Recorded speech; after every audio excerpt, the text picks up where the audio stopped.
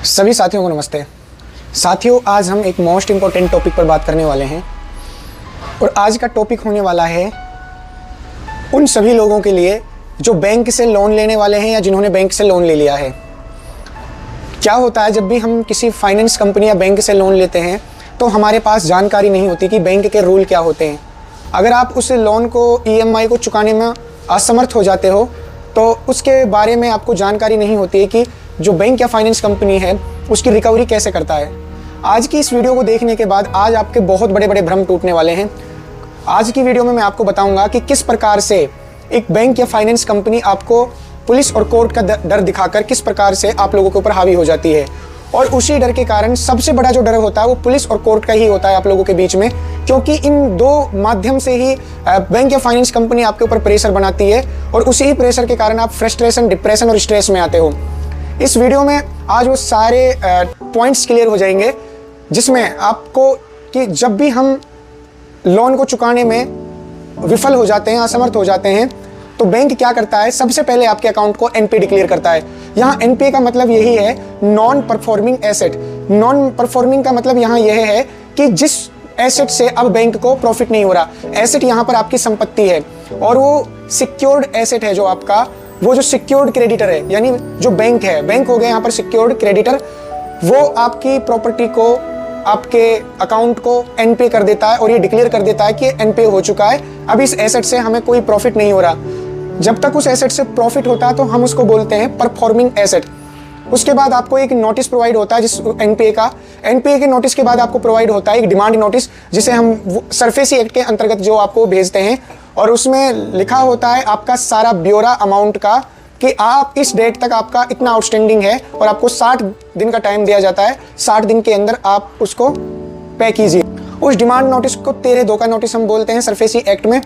अब उसी ही SARFAESI act में यदि आप कोई ऑब्जेक्शन उठाना चाहते हो, मान लीजिए बैंक ने आपको इलीगल चार्जेस लगा दिए, इंटरेस्ट ज़्यादा लगा दिया, उन्होंने आपकी जो EMI जिस डेट को आपने पे करी थी वो मेंशन नहीं है, आपकी जो स्टेटमेंट है वो रॉन्ग है, तो वहाँ पर आप ऑब्जेक्शन उठा सकते हो और उस ऑब्जेक्शन की आप एक रिप्रेजेंटेशन दे सकते हो और उसको हम सरफेसी अधिनियम के अंतर्गत देते हैं, और वो है 13(3)(a) के अंतर्गत जब आप दोगे तो उसमें ऑब्जेक्शन को रिप्रेजेंटेशन जब बैंक के पास जाएगी तो उसका जवाब उसे 15 डेज के अंदर रीजन रिप्लाई देना होगा, कारण युक्त, कि उसने अगर वो टेनेबल नहीं है, अगर वो नॉन एक्सेप्टेंसेबल है, अगर वो स्वीकार करने योग्य नहीं है आपका लेटर, तो उसे रीजन देना पड़ेगा, आपको बताना पड़ेगा कि इसलिए उसको स्वीकार नहीं कर रहे। 13(3)(a) के नोटिस की अगर उन्होंने आपको रिप्लाई नहीं दिया तो यहाँ पर सारी सरफेसी के आगे जो नेक्स्ट प्रोसीडिंग है वो नल एंड अवॉइड हो जाएगी। फिर उसके बाद वो अगली कार्यवाही में जाता है। सरफेसी एक्ट के अंतर्गत आपको एक नोटिस और इशू करता है जिसको हम बोलते हैं 13(4) का नोटिस। उसमें वो सिंबॉलिक पोजीशन ले लेता है आपसे और फिजिकल पोजीशन की ओर बढ़ जाता है। यहाँ पर इन चीज़ों को बताने का उद्देश्य यही है कि जब हम कोर्ट में जाते हैं या फिर बैंक कोर्ट में जाता है तो हम लोगों की सुनवाई क्यों नहीं होती। आज आपका सबसे बड़ा भ्रम ये टूटने वाला है कि जब बैंक DM के पास या फिर CJM के पास जाता है, चीफ जुडिशियल मजिस्ट्रेट या चीफ मेट्रोपॉलिटन जो मजिस्ट्रेट होता है उसके पास जब जाता है तो एक्स पार्टी ऑर्डर क्यों हो जाते हैं, क्यों हम लोगों को बुलाया नहीं जाता, क्यों हम लोगों को सुना नहीं जाता। तो आज हम इस वीडियो में बात करने वाले हैं सरफेसी एक्ट सेक्शन 14 की, और सेक्शन 14 ये कहता है chief metropolitan magistrate and district magistrate की जो पावर हैं और उसमें जो उनके राइट्स हैं एक बैंक के, वो इसमें आप लोगों को बताए गए हैं। इसमें आप जानोगे कि बैंक या फाइनेंस कंपनी और एक CJM और DM इनके माध्यम से आपकी प्रॉपर्टी को छीनने के लिए क्या क्या खेल खेला जाता है। सबसे पहले आप लोगों को जानना ये जरूरी है कि सरफेसी एक्ट एक विक्टिम के लिए नहीं है,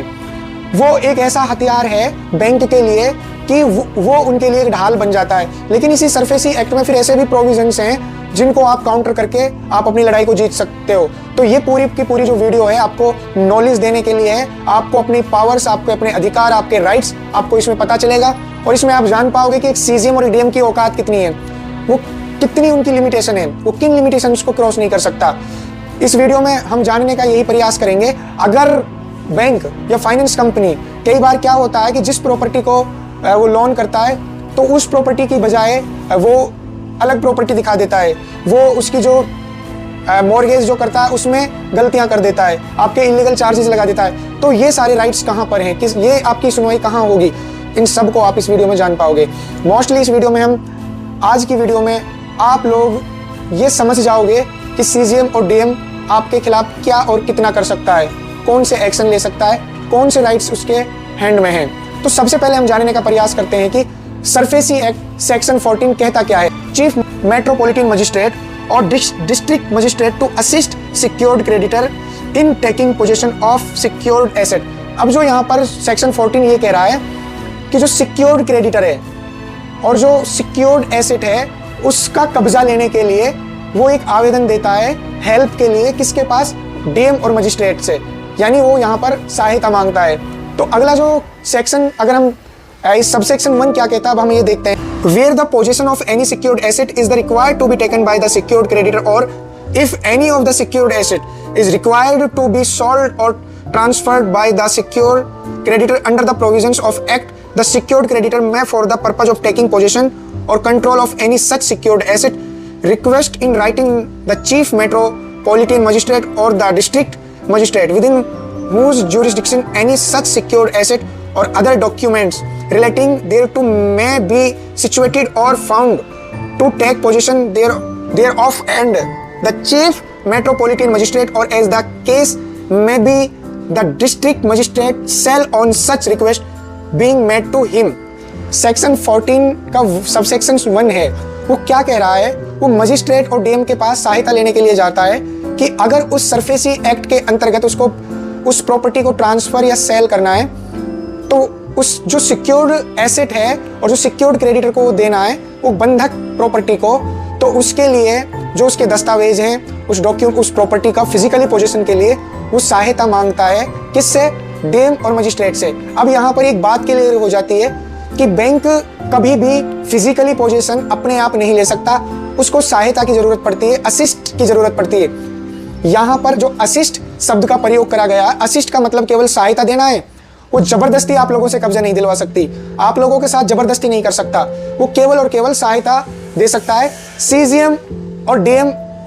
ऑर्डर कर सकता है वो पुलिस के लिए कि वो उनकी सहायता करें। पुलिस भी केवल इतनी ही सहायता कर सकती है, असिस्ट कर सकती है, वहां पर लॉ एंड ऑर्डर को भंग ना होने दे, शांति बनी रखे। वो बैंक और एक बोरोवर्स के बीच के डिस्प्यूट को सॉल्व नहीं कर सकती पुलिस के पास कोई राइट्स नहीं है, because it is a revenue matter, civil matter. तो यहाँ पर डोंट इंटरफेयर पुलिस, यहाँ पर पुलिस का कोई इंटरफेयर नहीं हो सकता। इसीलिए इस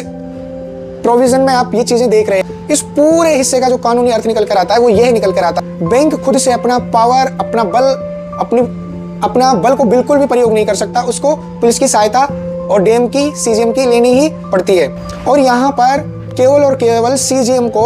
और डीएम को कब्जा दिलाने में सहायता करनी है। यहाँ पर डीएम या सीजीएम ना तो बोरोवर का डिस्प्यूट सॉल्व कर सकता, ना वो कोई ट्रायल कर सकता, ना बोरोवर या विक्टिम को वो पीड़ित या अक्यूज डिक्लेयर कर सकता। अब यहाँ पर जो समझना जो इस पूरे पैराग्राफ में 2-3 पॉइंट आए हैं वो समझना आप लोगों के लिए जरूरी है, उनका हिडन मतलब क्या है। अब यहाँ पर जो एक शब्द आया टू असिस्ट, हेडिंग में ये साफ लिखा है टू असिस्ट सिक्योर्ड क्रेडिटर, यहाँ पर ये बिल्कुल भी नहीं लिखा हुआ कि to dispute, to punish power, to punish borrower, तो यहाँ पर ये बिल्कुल भी नहीं लिखा। सीजीएम और डीएम यहाँ पर न्यायाधीश की पर्सनैलिटी में नहीं है, वो यहाँ पर एक सहायक के रूप में काम कर रहे हैं। एक और वर्ड जो आया अब आप उसे देखोगे, रिक्वायर्ड, ना कि इंटाइटल्ड, यहाँ पर रिक्वायर्ड शब्द आया ना कि इंटाइटल्ड आया है। अब इसका अर्थ क्या है, यहाँ पर बैंक स्वतः कोई अधिकारी नहीं है, यहाँ पर क्रियात्मक आवश्यकता है। यहाँ पर सीजीएम या डीएम ये नहीं देखता कि बैंक गलत है या सही है, वो यहाँ पर सिर्फ ये देखता है कि बैंक ने कागज पूरे करे हैं या नहीं करे हैं। और यहाँ पर जो डीएम या सीजीएम की जो पावर की लिमिटेशन है वो यही है, इतनी ही है कि वो बैंक की उस रिक्वेस्ट को एक्सेप्ट करे और जो उस सिक्योर्ड एसेट को फॉरवर्ड करना, जो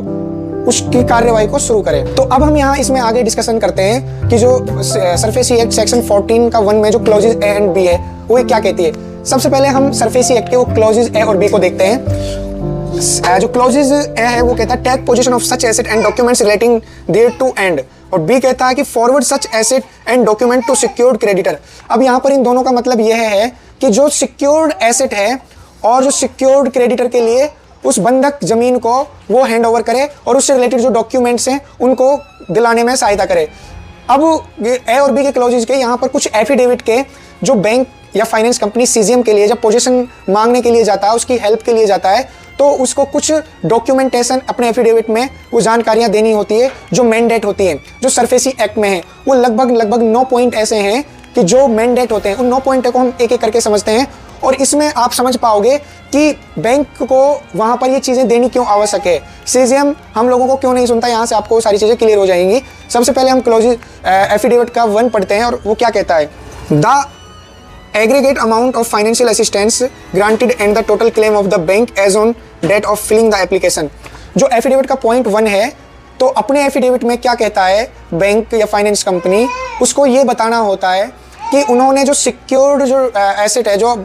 जिसको उन्होंने बंधक बना रखा है, एक बोरोवर को उन्होंने कितना अमाउंट दिया था और आज की डेट तक कितना अमाउंट बचा हुआ है और बन चुका है। अब यहाँ पर इसका सीधा मतलब समझते हैं। बैंक खुद